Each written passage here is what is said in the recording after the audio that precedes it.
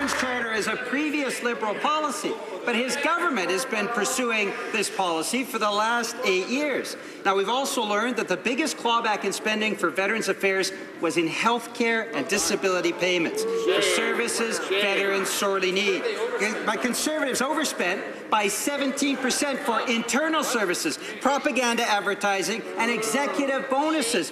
What poor management. It is crazy to keep this minister. Why does he still have a job? How can this minister sleep at night knowing that his failure is responsible for this mess? Unfortunate that the opposition is focused on protecting the big government junior jobs, Mr. Speaker, at Veterans Affairs, while voting against support for Canadian veterans. Well, that's a sampling of the sound and fury in the House of Commons this afternoon as veterans' issues raged anew. Reports show health and disability budgets are underspent while communication staffing has gone over budget. Let's bring in the MPs. Erin O'Toole is a Conservative Parliamentary Secretary. Ginny Sims is a BC MP for the NDP. Yvonne Jones, Liberal MP for Labrador. Erin, I gotta say, the veteran, the state that you are a veteran, you must be disappointed to see the spending going the way it is, where the government is going or sending money back in on some of the more important services they do, and they're spending more on like communications for the minister, and he certainly isn't having much success on that front. What's your reaction? What are you really thinking here? This is very similar to the story we heard a few weeks ago, and it shows, I think, that even the press gallery needs to learn about the estimates process a little more. What this is we didn't meet the estimated spend in some areas, and in one area we didn't overspend. We actually added supplemental estimates as there was more spending than approximated. So the real question here is, when you're lapsing something for health care, what's the reason? Well, our public accounts and estimates show that some of it is our older World War II veterans in their late 80s, early 90s, passing or not using the services. With younger veterans, some of the areas are, we have to make sure that when they leave the Canadian Forces, they know that there's some benefits there that they're not taking up, because the estimates work on every single veteran taking advantage of the program, and if some of them don't, you won't meet your estimate, and then you'll have that lapse amount. So we've got to do it better. We've got to tighten so there's not a lapse. But this is how the government works. You estimate what will go out the door, and if it's not going out, we've got to make sure they take advantage of it. Do you beg to differ, Jenny? Absolutely. I do want to agree with my friend in the spirit of Christmas season that we are in right now. Absolutely, this government needs to do better. We have a social and moral contract obligation to our veterans. When you can leave $1.1 billion underspent, and yet we've got over expenditures happening, whether it is huge increases in the Prime Minister's office, whether it's in other administrivia, whereas we are hearing and seeing actual cuts to healthcare services. And Don, I'm not talking about just numbers here. I'm talking about the number of veterans I've personally chatted with who tell me the kind of services they are being denied. It's actually heartbreaking, and I will go so far as to say there are times I feel embarrassed and ashamed that we are doing this to our veterans. We have to do better. We have to live up to our obligations. And I think it's time to stop making excuses and reading out notes that you have been given. And let's get on with the job of providing people who put their life and limb at risk to serve us because we sent them out there. When they return, we have an obligation to look after them. All right, Yvonne, your party accused the Prime Minister basically of lying on this issue, saying that he misled the House in terms of saying this was bureaucratic cuts, when in fact it was cuts to health and disability budgets. Well, he did mislead the House simply because we know today that the money that was supposed to be reaching veterans for services did not get there. I've dealt with estimates in the legislature for more than 18 years in different legislatures, and I can tell you one thing, that at the end of the day, when money is left on the table in estimates, it's because the government chooses to leave it there. They can move this money around, they can use it in any programs and services that they want, and they could have provided better for the veterans in this country based on the monies that was there. Erin, will you at least agree the optics are horrible, that whether you needed to spend the money or not for health and disability benefits, why are you increasing spending so much in areas like legal help and communications and management? That's precisely the area this government was setting out to cut. I agree. At times, Don, I don't think we've been able to communicate this as well as we should, to say to Canadians, actually, the budget on an overall basis is going up at a time that the total number of veterans is going down. There's no cuts to veterans. We're spending in different ways. So the rising budget for mental health is an example of that. Veterans Affairs is actually one of the good departments where, in terms of how much spending hits the benefits themselves get to the veterans, it's about 90%.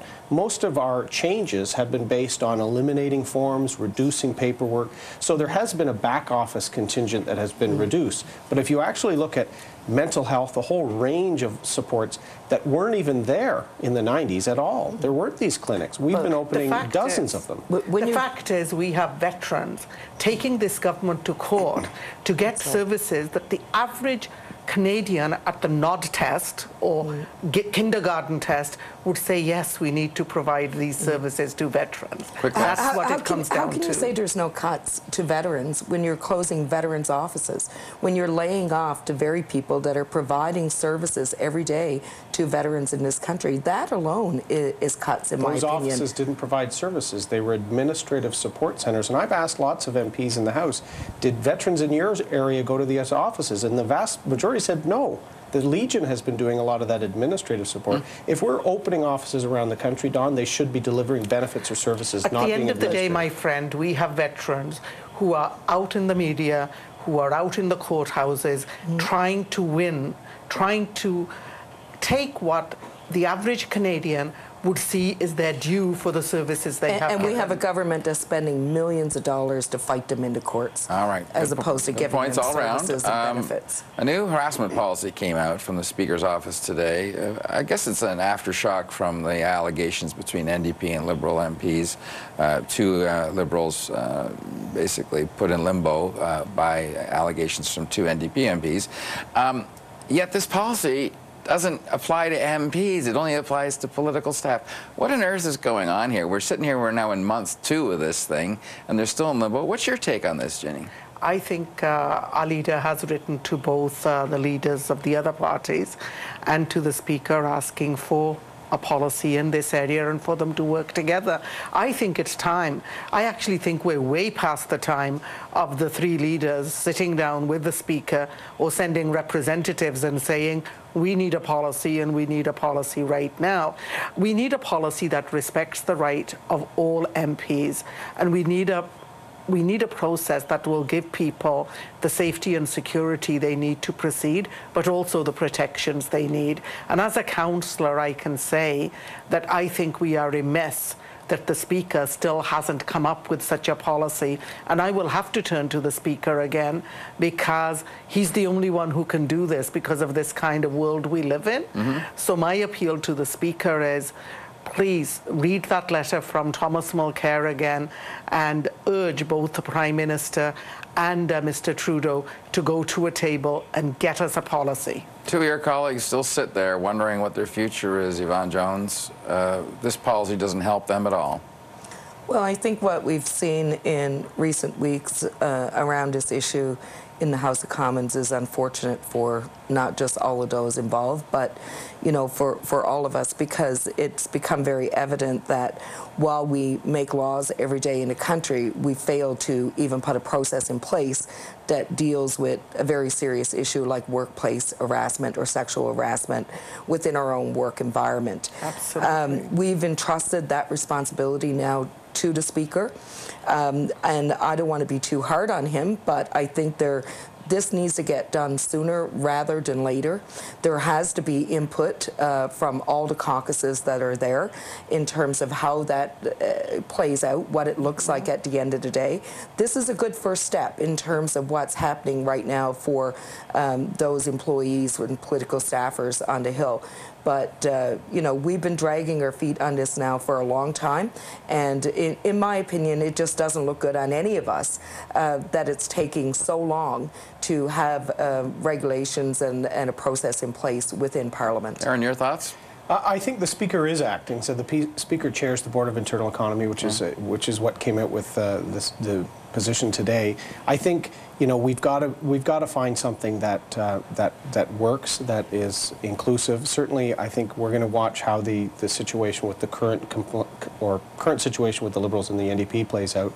I think if there's one bright spot from this is I think there's more awareness of this on the Hill now, both within staff and MPs, and that there needs to be, sensitivity to these issues. There needs to be an environment where people can come forward clearly to talk about things that concern them, or if they're not comfortable in their workplace. So if we can get these things done better, I think we need to do that. I think it's remiss of us to say that we're going to wait to learn from this process that's going to play out. I think notwithstanding that process that's going to carry on, we need to have some harassment, sexual harassment, any kind of harassment policy for members of Parliament. I think not to do that at this moment is a huge fail on the part of every political party on the Hill. Exactly. And it's going to take all of us working together. Look, as a woman on the Hill, or if I was a man on the Hill, I would still want that policy, because that policy gives you guidelines. Exactly. And without guidelines, we end up with the kind of mess we do. Isn't it easy to have a policy and just say, don't do it? I mean, that seems to be 3 words would be enough. But anyway, I want to move along quickly because the House was particularly noisy and cranky today. It was. Is it time for you guys just to pack it in for the year and go to your respective corners and come out fighting in the end of January 2015? Aaron, what's your take? Well, Don, my kids have a countdown on now for how many more sleeps until Dad's home. I think, you see some of the heckling and things like that. We're all tired. All MPs of all sides work hard. We like to be in our ridings. Most of the time our families are there, our friends. It's usually harder work in the ridings than here, though, isn't it? Well, and it's, you've been away from it. We've been on a 4-week stretch of the House sitting, and we're going to come to the House Rising sometime this week. Hopefully, tomorrow, by the way. Let's hope it's tomorrow. The two Peters have to decide this. But I think, look, at the end of the day, I respect the work all sides do, and I hope they all have a wonderful Christmas and holiday. I think the behavior has gone downhill, and today was doubly embarrassing. Oh my goodness, it's awful. And, reminded me of, I actually thought, I haven't even seen a grade 9 class out of that kind of control as and the you used House to be a was teacher. Today. And I don't want to insult grade 9 boys that I have taught in the past, but I can tell you today I was sitting there thinking, is this really the House of Commons in a parliament in our country? And I think that we all need to take a deep breath, go back to our ridings, spend some great time with our constituents and our loved ones, and come back and remember that there's a way to agree to disagree without becoming disagreeable in the process. All right. I wish people would get that into Ginny their heads. never heckles in the House. Never. Yvonne Jones, you're kind of a newbie here. What did you take over about this? Well, there are always times when emotions get a little bit higher than others. We're probably seeing it because we've come through a very long fall in the House of Commons and some very pressing issues that has had to get dealt with. But, I think as everybody starts hanging bulbs under tree this Christmas, we'll soon forget a little bit about some of those things and move on to some more celebratory things and come back refreshed after Christmas. I certainly hope so. You're all 3 on the nice list, so I hope you get a good holiday and your kids have fun. To you and your staff here and everybody, a Merry Christmas. See you in 2015. Absolutely. Merry Thanks for all Christmas, your Don. coming on during the last year. It's been great.